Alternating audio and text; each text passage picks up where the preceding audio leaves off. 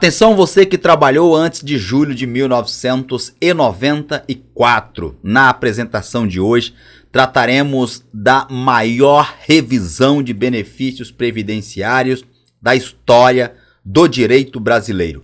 Portanto, se você trabalhou ou teve alguém que trabalhou antes de julho de 1994, fica grudado aqui comigo até o final da nossa apresentação que eu vou te explicar tudo em detalhes.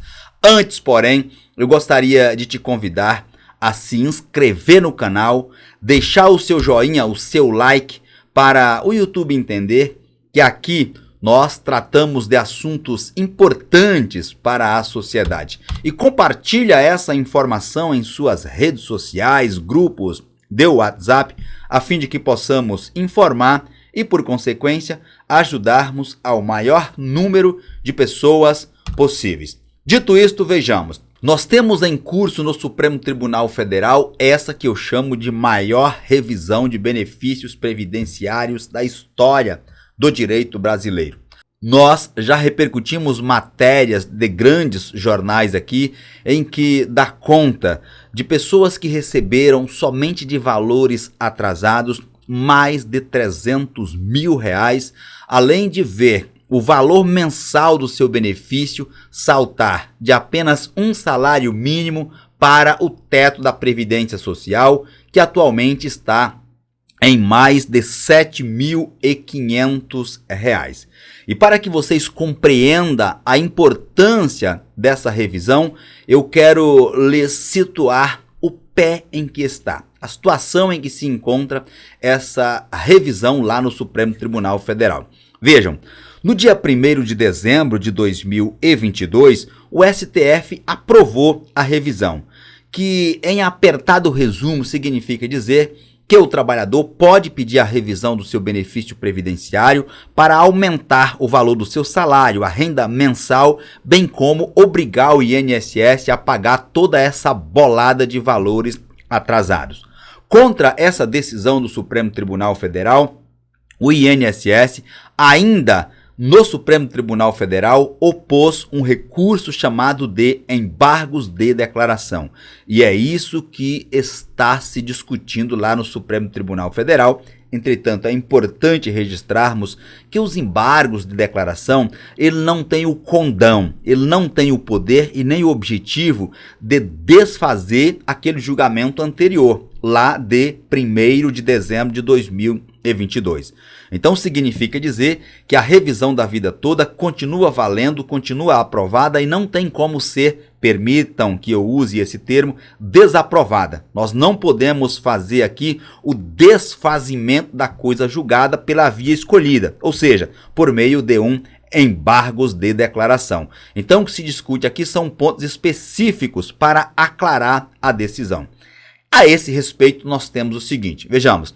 Após o voto vista do ministro Cristiano Zanin e dos votos dos ministros Luiz Roberto Barroso, que é o presidente do Supremo Tribunal Federal, e o ministro Dias Toffoli, todos divergindo do relator, e para conhecimento, o relator desse caso no Supremo Tribunal Federal é o ministro Alexandre de Moraes, deram parcial provimento, ou seja, aceitou o pedido do INSS, que são os embargos de declaração, prestem atenção, que eu vou esclarecer e depois eu quero mostrar para vocês a importância dos cálculos, que são isso aqui, ó.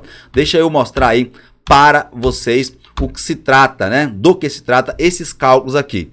Então, eu vou explicar o pé em que está o julgamento e depois nós vamos compreender os cálculos da revisão da vida toda. Portanto, prestem atenção nos esclarecimentos a seguir para que vocês compreendam o pé em que está o julgamento e depois compreender ainda melhor esses cálculos. Então, o ministro Cristiano Zanin, ele pede para sanar uma eventual omissão, uma violação lá no que se refere ao artigo 97 da Constituição Federal. Entende como o ministro Cristiano Zanin, os ministros Gilmar Mendes, Luiz Fux, Luiz Roberto Barroso, Dias Toffoli e Nunes Marques para reconhecer a nulidade do acórdão, ou seja, da decisão proferida pelo Superior Tribunal de Justiça e, com isso, determinar para que o processo retorne ao Superior Tribunal de Justiça para um novo julgamento. Esse é o entendimento do ministro Cristiano Zanin, porque, segundo ele, quando o Superior Tribunal de Justiça aprovou a chamada revisão da vida toda lá no STJ, isso foi discutido no bojo do tema 999, houve então uma violação do artigo 97 da Constituição Federal. Entretanto, com todo respeito que eu sei que devo à autoridade investida no ministro Cristiano Zanin, ele está redondamente equivocado. Isso porque a redação do artigo 97 da Constituição diz basicamente o seguinte: somente pelo voto da maioria absoluta de seus membros poderão os tribunais declarar inconstitucionalidade de lei. Em suma, entretanto, o Superior Tribunal de Justiça, quando da discussão lá do tema, não declarou nenhum dispositivo de lei inconstitucional. Então não houve aqui essa declaração. O que houve lá no Superior Tribunal de Justiça foi o seguinte: o STJ decidiu que os trabalhadores podem optar, podem escolher dentre duas regras existentes aquela que lhe for mais vantajosa, mais favorável. A saber, nós temos duas regras. A regra permanente, que é aquela prevista no artigo 29, incisos 1 e 2 da Lei 8.213 de 1991, e a regra de transição, prevista no artigo 3º da Lei 9876 de 1999. O Superior Tribunal de Justiça não declarou inconstitucional nem o artigo 3º da Lei 9876, nem o artigo 29 da Lei 8.213 de 1991. O que o Superior Tribunal de Justiça disse foi: o trabalhador pode escolher dentre essas duas regras previstas nesses dispositivos aquela que lhe for mais vantajosa. Portanto, o ministro Cristiano Zanin está equivocado nesse posicionamento. Não há que se falar em violação do artigo 97 da Constituição Federal, no caso dos embargos de declaração opostos pelo INSS, no caso da revisão da vida toda no Supremo Tribunal Federal. E aí prossegue o ministro, tanto é verdade que ele próprio sinaliza aqui que ele pode estar errado e ninguém embarcar nessa sua inclinação. Isto porque ele diz: caso fiquem vencidos, isso aqui está no plural, fiquem, porque ele foi seguido por alguns outros ministros. Então, por isso que está aqui, caso fiquem vencidos, nesse ponto, qual seja, na devolução, na remessa do processo lá para o Superior Tribunal de Justiça, ele pede que, por razão, segundo ele, de segurança jurídica, modular os efeitos da decisão. Qual decisão? Aquela decisão lá de 1º de dezembro de 2022 que aprovou a revisão da vida toda. Então, modular esses efeitos no seguinte sentido: vai haver o pagamento das parcelas atrasadas somente até 13 de dezembro de 2022. E essa data eu explico. A revisão da vida toda foi aprovada em 1º de dezembro de 2022. Em 13 de dezembro de 2022, nós tivemos a publicação da ata de julgamento, né? Então, ele quer que os pagamentos dos valores atrasados para os aposentados e pensionistas sejam feitos somente até o dia 13 de dezembro de 2022. Então, se você ingressou com a ação em 2023, agora em dezembro, você teria aí apenas um ano de valores atrasados. Nós já sabemos que esse entendimento é diferente do entendimento da ministra Rosa Weber e do entendimento do ministro Alexandre de Moraes, que é o relator desse caso, mas isso eu vou me aprofundar ainda mais em outra apresentação por uma questão didática. O ponto central aqui é o entendimento do ministro Cristiano Zanin. E ele diz: sem qualquer ressalva, restando expressa a impossibilidade. Leia como proibição, não pode. A revisão de benefícios previdenciários já extintos. Então, caso a remessa do processo não seja aceita, né, o retorno dos autos não seja aceito pela maioria dos ministros, ele pede que os pagamentos dos valores atrasados sejam somente até o dia 13 de dezembro de 2022, bem como ele quer que seja proibida a revisão de benefícios previdenciários já extintos. Ele quer também que seja proibida a rescisão de decisões transitadas em julgados em que negaram o direito à revisão. Explico melhor esse ponto.